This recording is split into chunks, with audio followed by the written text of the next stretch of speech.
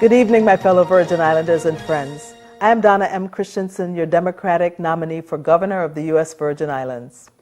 As we enter the last month of the 2014 elections, it is abundantly and painfully clear that we here in the Virgin Islands are in the midst of an economic challenge unparalleled in our lifetime. After years of many difficulties, when we had just begun to weather the storms of a worldwide global recession, we were hit with a tsunami of our own, the closing of our largest employer, Hovenza, followed by the unemployment and small business closings that came in its wake. We were already experiencing high energy bills due to the rising cost of fossil fuels when the buffer of having a refinery in our backyard was removed. And so for many of us, especially those of us living on the island of St. Croix, the challenge of making ends meet, of paying the mortgage, our child's tuition, our doctor bills became very difficult. For our government, the loss of revenue to our tax base from which we draw funding for government services and salaries has been constricting. It has forced our leadership into borrowing and making tough, unpopular decisions in order to keep our islands afloat. It has made us anxious as we've had to prioritize limited resources to keep our hospitals certified and to ensure that our government employees have health insurance. So as I've moved around the territory, meeting and speaking with many of you, from teachers to taxi drivers, from policemen to shop owners, to men and women in our stores, the number one question has been, so what are you going to do about it? What is your plan for moving the Virgin Islands forward? This evening, I wish to share with you the Christensen-Ottley plan aimed at unleashing the power of the people of this territory.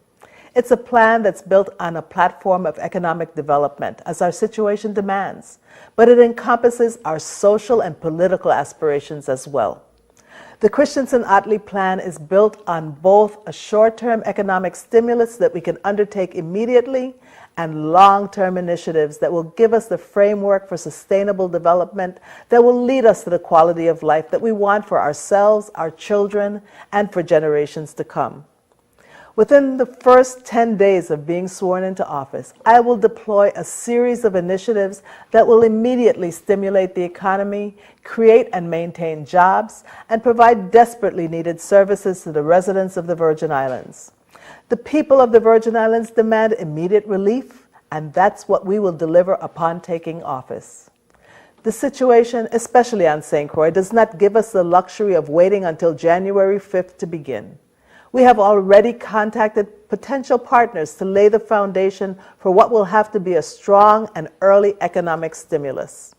Indeed, if elected, our work will begin in earnest on November 5th. We will bring together the departments of Licensing and Consumer Affairs, Planning and Natural Resources, the Lieutenant Governor's Office, the Economic Development Authority, and many other relevant offices to identify the barriers that must be removed to streamline all of the processes needed to start up or expand businesses in the Virgin Islands. We will be prepared to do what is needed to remove those barriers on day one. We will identify all projects that are approved, permitted, and funded, and put them into operation to begin the job creation that our people have needed for far too long. Many of the projects that have been laid are on St. Croix, where that stimulus is most needed. We will make it our priority to jumpstart those projects so that we can address the very high unemployment on St. Croix. We will evaluate our financial management system through the auspices of the Department of Interior to identify gaps and deficiencies so that we can begin in January to ensure that we have a fully integrated and comprehensive system that can speed up financial processes and increase accountability for the money we receive and need to keep in the territory to provide the services that our people deserve. We will do it all and all that is necessary to jumpstart our economy. But if it's necessary, we're prepared to declare a state of exigency or emergency so that we can move to implement the following: to reprogram a minimum of $6 million to begin or complete roadway repairs. Territory-wide, Virgin Islands motorists have endured dangerously neglected streets and roadways for far too long. The roads will include on St. Croix, the streets of Christensen, Williams the Light Road, Project Emancipation Drive Road, in Frederiksted, Queen Mary Highway, Lower Love Road, and Mahogany Road. On St. John, Kings Hill Road, Bordeaux Mountain Road Phase 2, and Johnny Horn Trail. On St. Thomas, Brookman Road, Cokie Point Road, Harwood Highway, Estate Thomas Road, and Agnes Fancy Road. I will immediately also program a minimum of $1 million to clean up our town areas and residential neighborhoods territory-wide. I'll direct the Department of Public Works to collaborate with the Waste Management Authority and other government agencies to lead the effort to clean and maintain our town areas, neighborhoods, and roadways.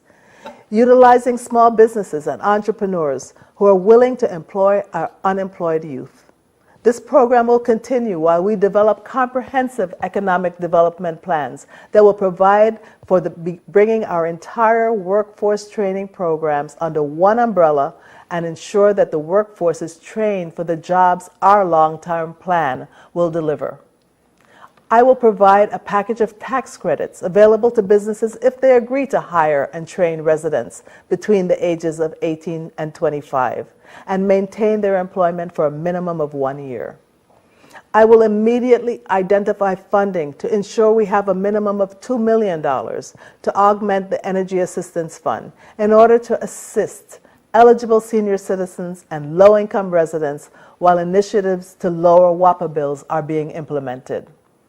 I will immediately hire additional revenue officers within the Bureau of Internal Revenue to collect individual and business taxes that represents the tens of millions of dollars owed to the government of the Virgin Islands. We currently collect only slightly more than half of the taxes owed, funds that are needed to pay the government WAPA bills and relieve residential and business consumers of that burden, funds to shore up the territory's hospitals and health services, funds to repair our schools so that our children can learn in buildings that let them know that this community cares about their well-being, and funds that can allow us to alleviate some of the tax burdens our businesses are faced with.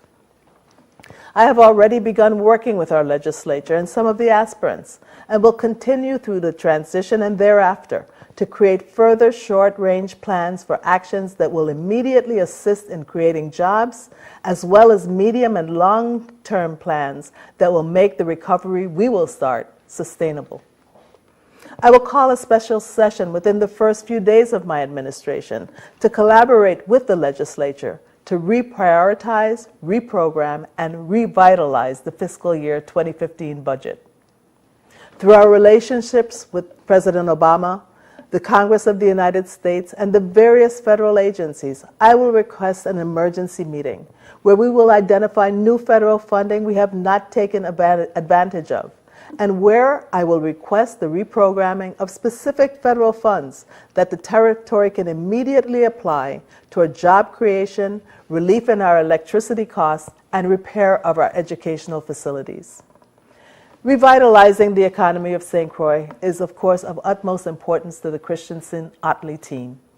In the aftershock of Hovenza's closing, too many businesses have closed, forcing many of our friends and neighbors to relocate off-island and putting many of our private schools and our not-for-profit agencies who provide critical social services at risk as donations and public support dwindled. It's our job to reverse that trend, and we will. We intend to have an immediate infusion of capital from sources we're seeking right now into the St. Croix economy to begin to create an environment of renewal that will encourage investors, big and small, to open businesses and that will give existing businesses a reason for hope.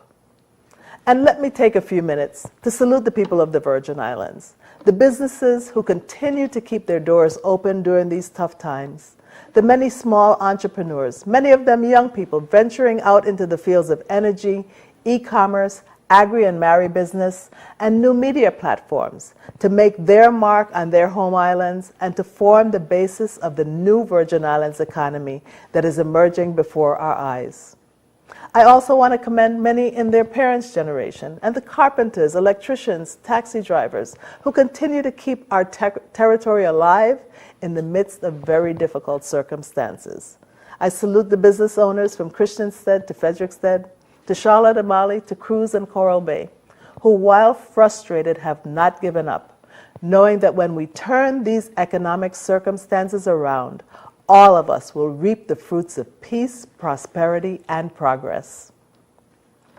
We owe the people of the Virgin Islands a government that works and that provides critical infrastructure and services. Our administration will focus on St. Croix not only because it's the hardest hit in this economy, because it represents the greatest potential for growth and opportunity in these Virgin Islands. Basil and I are committed to deliver on our people's demands for an improved infrastructure and improved services.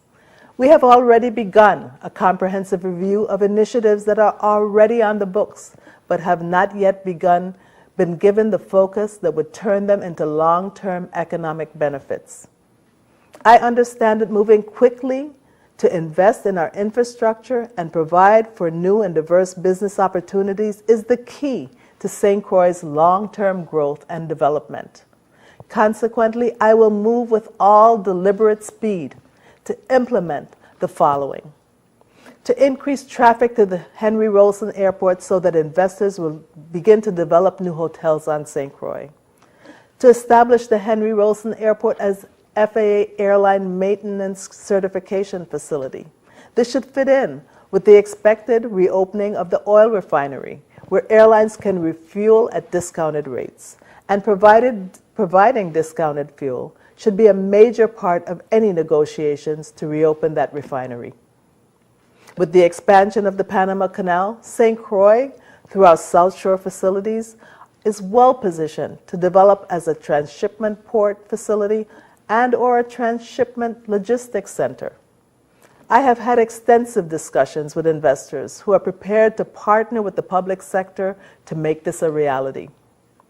The branding of St. Croix will be carefully developed to reflect our unique cultural heritage. In addition to our short-term stimulus to clean up our towns and neighborhoods, we propose a long-term town revitalization plan, which would set aside 10% of all funding and programs for our most economically and physically distressed communities.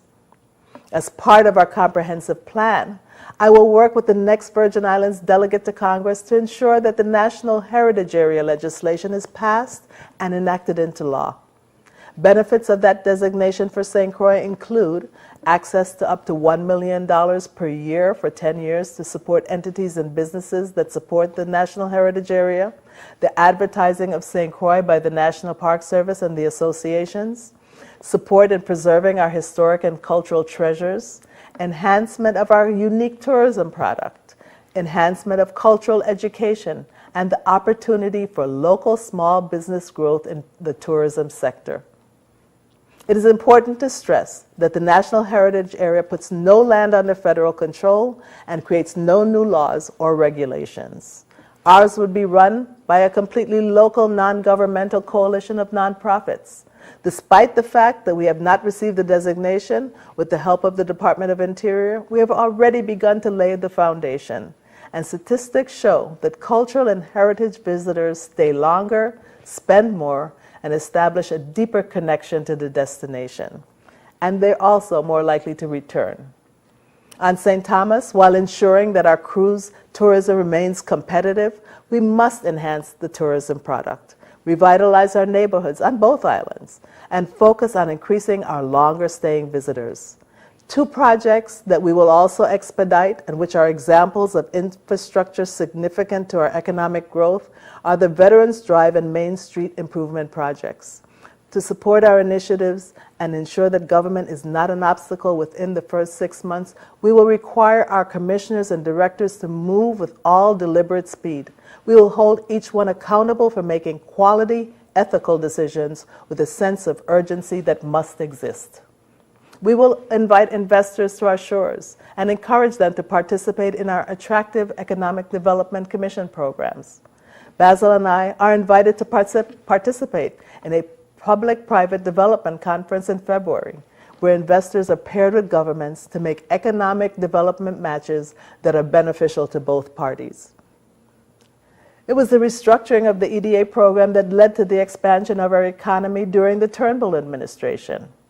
That expansion left a surplus in the territory's coffers. Similarly, the territory is strongly positioned to take advantage of the expanding economy of the United States.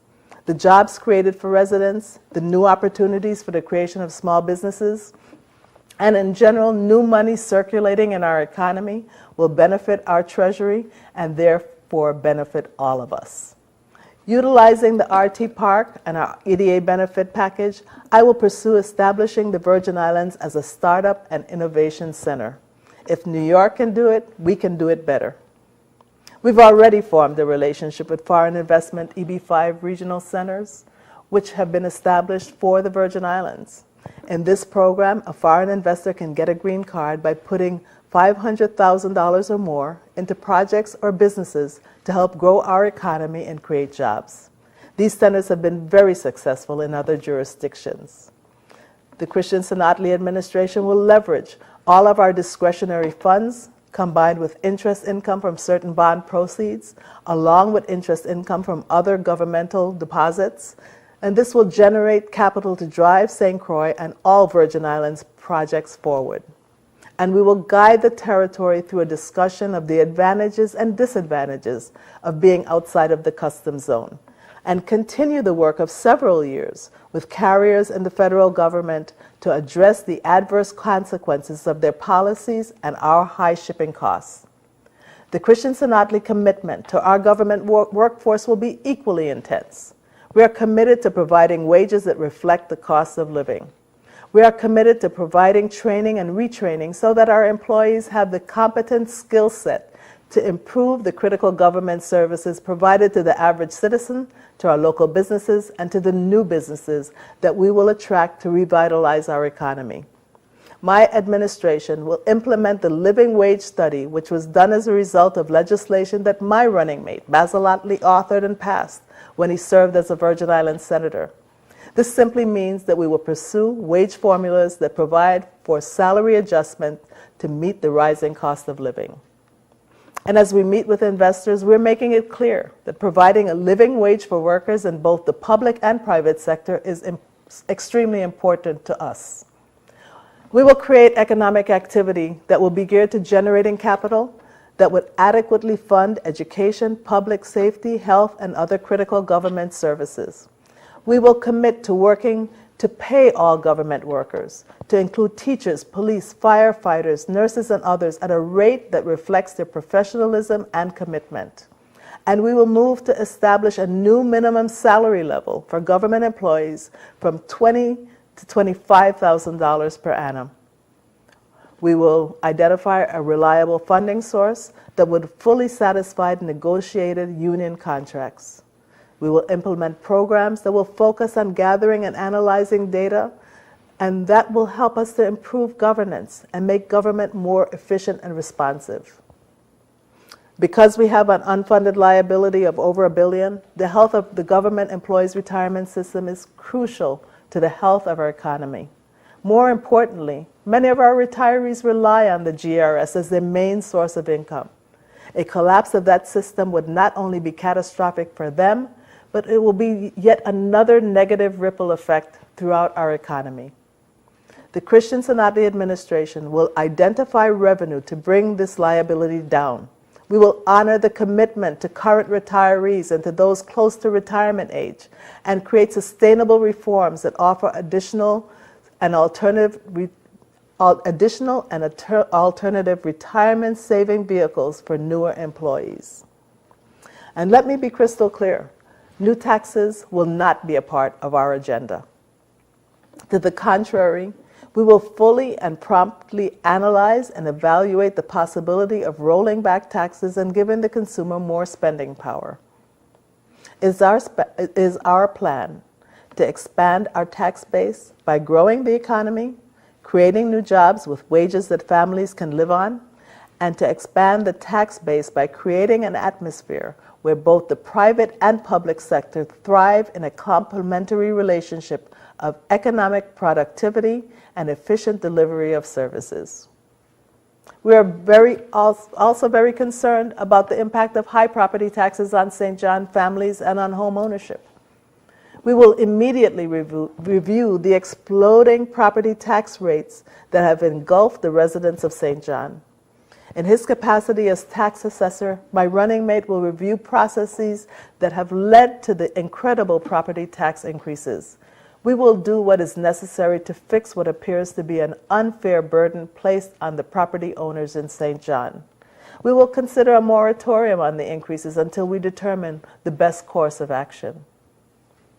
The Christensen-Ottley administration will be inclusive and transparent. As the people are our most important stakeholders, we will reach out to all segments and make sure that their concerns are an integral part of our decision-making. We must invest in our people to ensure that they have the necessary training in all of their fields of interest. We must refresh our tax incentive programs that have been successful in stimulating the economy, creating investment, providing jobs, and putting money in our treasury. We will establish new categories of incentives to assist local businesses to include the taxi industry and entrepreneurs so that they can be more competitive. The Christensen-Ottley administration will utilize the Hotel Development Act that is already in place, and we will use our contacts to bring hotel and other projects that will get our economy moving again. With the build-out of broadband technology and infrastructure made possible in part by my membership on the Technology Subcommittee of Energy and Commerce during the rollout of the federal economic stimulus, we have the platform from which our entrepreneurs, young and old, can launch businesses that are not only beneficial to the Virgin Islands economy, but will integrate us into the global marketplace, from which many more benefits can be derived. We intend to hit the ground running with shovel-ready projects that we can begin immediately and push through to completion.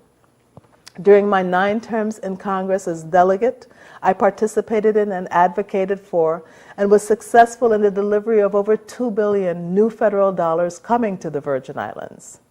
Those monies have been spread across many areas, from education to police to fire, health to natural resources, in many areas that directly impact the lives of Virgin Islanders.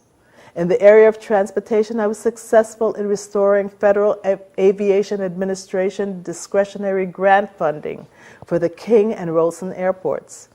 My colleagues have assured me that the approximately $16 million will continue to come to the Virgin Islands so that we can upgrade facilities on both islands. We will offer stakeholder status to several airlines and offer them incentives to bring passengers to St. Croix year-round. Already, through my work with the former Secretary LaHood, the study on increasing airlift to St. Croix is already bearing fruit. And there must be no delay in preparing adjacent land to facilitate private jets that can be securely parked in close proximity to the runway. The entire Rolson Airport should be retrofitted so that the local businesses can once again operate within that facility. We will create incentives for the King Airport as well, but St. Croix must be the priority to stem the loss of economic activity on that island. We must avidly pursue installing jet bridges at both airports. It is an important part of improving our tourist experience. Basil and I know that the economy and education are inextricably linked. While we must address student achievement, the facilities, financial management, and teacher satisfaction across the education spectrum, we must revisit the Department of Education's career and technical education programs to ensure that they are geared to the preparation of our students, our future 21st century workforce. Our goal will be to ensure that every student that graduates is workforce ready with a certificate or license in a career field, regardless of whether they are going to college, the military, a technical and career advanced program, or going directly into the workforce full-time. One area of focus will be to develop a marine education curriculum in our schools, from elementary through high school, so that students graduate ready for a career in the marine industry if that is their area of interest. We must build on the growing interest in agriculture and mariculture, and the great job that's already being done by teachers and others in the schools to interest students and show them the possible career pathways in those industries. We must increase collaboration between the University of the Virgin Islands and the Department of Education so that the expectations of what it takes to make our students college ready are clear. We must align our science, technology, and engineering and math programs from elementary to high school and to college, with increased education and training opportunities, and the availability of jobs from the new STEM-focused businesses that we will attract through our EDC programs. In addition to the traditional areas of tourism, rum, energy, and small business, a key component of our long-term economic development strategy will be the development of a science and technology plan. Around the world and our country, science and technology now drive economic growth and shape public policy. The Virgin Islands should not be left behind, as countless states have already begun major comprehensive planning. Many are coining it as a 2020 plan, but ours should be the Virgin Islands 2018 plan, as we pledge to accomplish these things by that year. And as Vice Chair of the Governing Committee of the Virgin Islands Experimental Program to Stimulate Competitive Research, EPSCoR, I understand the importance of creating, implementing, and adhering to a strong science and technology plan, because communities that have one acknowledge that in order to compete in a global economy, all stakeholders, to include citizens, schools, businesses, educational institutions, governmental entities, all have to be engaged. It is critical that we have science, technology, engineering, and mathematics research, an educated and skilled workforce, and an entrepreneurial business environment to compete and to improve our place in the global economy. Economic development in all sectors is dependent on modern science and engineering, and continued economic growth will be facilitated by smart planning and smart investments in science and technology, both within higher education and in other ways. A critical part of our science and technology plan will be to invest in green technologies that offer multi-pronged benefits to the community, such as the technology we recently learned about that can improve energy efficiency for homes, businesses, and major government buildings, and offer fuel savings between 25 and 35%. We can explore such projects as this initially as a pilot project to ascertain the potential for the creation of green jobs and improved efficiency and savings. As we work with the Virgin Islands Water and Power Authority, the VI Energy Office, and other federal and local partners, we support the creation of an integrated resource plan so that we will have the right mix of traditional and renewable natural resources to create affordable, sustainable, and resilient energy. In our roles in the Congress and at the Department of Interior, Basil and I were instrumental in bringing the Eden Project to the territory and providing the support to WAPA to develop the integrated resource plan that will not only give us a path to follow as we work to reduce the cost of energy, but will also demonstrate to the federal government and investors that we are serious about our economy and our energy costs. Basil and I also know that public safety is crucial to our community as we move forward. We believe that providing a strong educational path and creating attainable economic opportunity is key to creating a safer community. We also know that we have to restore safety and security for all segments of the Virgin Islands public. We will enhance the federal-local partnership in law enforcement, ensure that our police force have increased training that protects their lives and those of the entire community, and we will maximize the use of technology to expand their capabilities. As your governor, I intend to establish a firm working relationship also with all members of the legislature and the delegate, so that there is common trust and collaboration on matters that are important for our islands. As delegate, I was able to bring billions in assistance to the Virgin Islands, but it was not my role to authorize spending. It's important that as governor, it will not only be my role, but it will be my responsibility. I will have the authority to set and identify priorities and act on them. My fellow Virgin Islanders, the plan that I have outlined tonight is the framework from which Basil Ottley and I will seek to govern our territory. We know that the challenges that we face did not develop overnight and will not be solved overnight. Virgin Islands voters are politically astute and know that we do not have all of the answers, nor do we pretend to.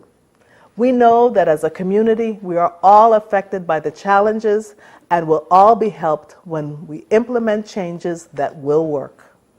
We seek your input. We understand that when the tide rises, all boats must rise with it. The quality of leadership that we will bring into Government House in 2015 will determine the future, the economic future of these islands for generations to come.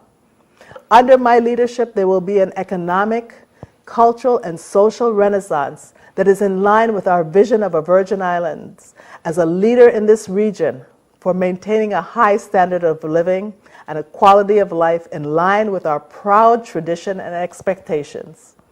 This can only happen by working closely with the Virgin Islands legislature and delegate and our community to explore new avenues for economic growth and prosperity without abandoning the stalwarts of our economy that brought us to this point in our history. Finally, we need to return to those values that made us a strong people: honesty, strong discipline, respect for each other, hard work and diligence, with an optimistic vision for our young people in order to keep them in our islands as future leaders and builders of a Virgin Islands economy that will encourage them and future generations to once again live and work in our homeland. The Christensen-Ottley team is ready to go to work on your behalf. Basil and I have the blueprint, we have the know-how, and we have people with expertise to help us execute the plan. We do all this on your behalf, the people of the U.S. Virgin Islands. We will always seek your input, we will be your humble servants, and we will not let you down. Thank you for listening. Have a blessed evening.